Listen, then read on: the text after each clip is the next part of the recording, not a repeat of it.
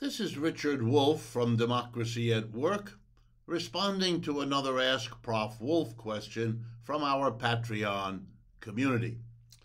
And this one comes from Colorado Wookie.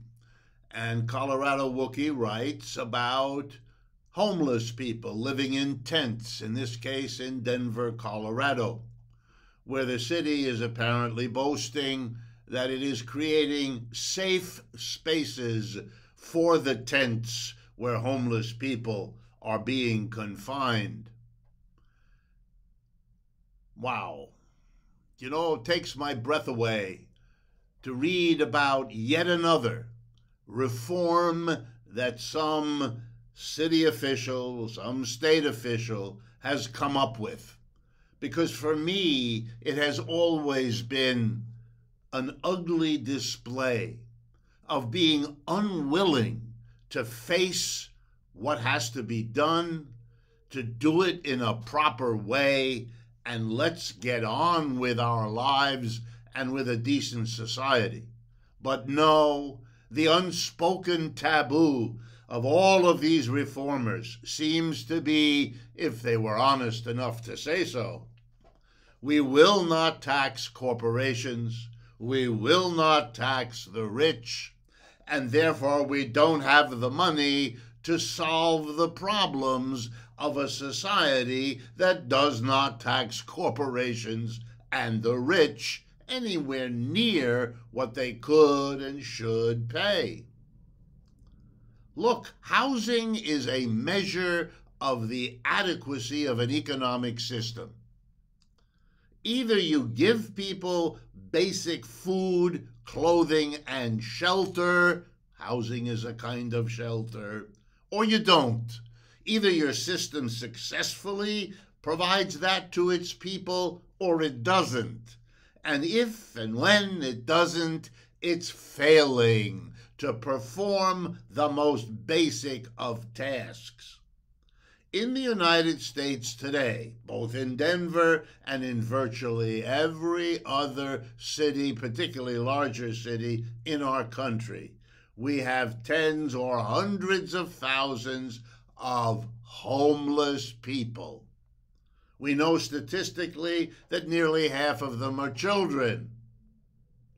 We know that living in a shelter that is a tent or out in the open is dangerous for your physical and mental health, your physical and mental safety, the education and lives of your children, and on and on.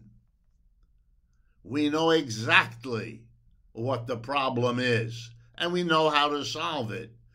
Build quality housing.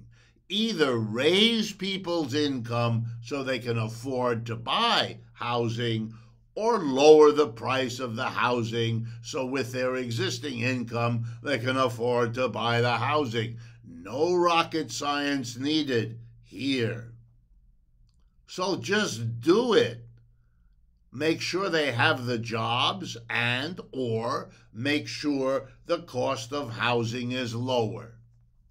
And if you don't do that, be honest enough to admit that you're not willing to disturb the super rich, the people, for example, those 700 billionaires we sustain in our country. Cut their billions in half, you'd have more than enough money to solve housing overnight, and those people would still, after that, be the richest 700 people in the country. Wow. Wow. You're not willing to do any of that. You're not even courageous enough to talk about it, other than occasionally in vague generalities about doing more to make our tax system fairer. Wow. Why don't you really do something? Why don't you show some real courage? You know, we've had little hints about what the problem is and what the solution is, if we just admit it. After World War II, when millions of Americans were being demobilized taking off their military uniforms, putting on their civilian clothes, and looking for a job. And looking for a job that would allow them to afford a home. Suddenly, here in the United States, we began building public housing. Oh, goodness, what was the logic there? Well, here's the logic, because it's all about capitalism. If you require a profit when you build a home and rent out apartments, you're going to charge more for the apartment's rent than if you didn't have to make a profit. And the government doesn't have to in capitalism. Just private enterprises live and die from profit. So the government stepped in, it built and ran the housing. So far, so good. People could afford housing. We didn't have the homelessness problem in the 40s and 50s that we have now. That's the opposite of progress. But the problem turned out to be that the private housing interests, the real estate big businesses, they didn't like the government doing that. That was a competitor. People began to think, gee, maybe we should have all public housing, like exists in Vienna, Austria, an otherwise capitalist country that puts half of the housing in its capital city into a public housing program with limits on how much rent a landlord can charge. Sure, we know the answer. Leaving housing in the hands of capitalists makes it a profit-driven business. And for those who live off profit, having a few million people homeless, who cares, as long as those left who can afford it will pay the prices needed to generate your profits. That's right. The conclusion is where you've already understood it.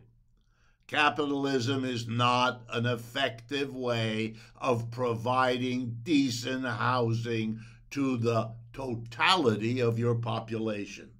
If you want to solve the housing problem in Denver or anywhere else, you've got a problem with the system, the profit-driven system that allows a very small minority, employers, to hold all the rest of us hostage to the profits they have to make, or else they won't build what we need, they won't provide what the country wants.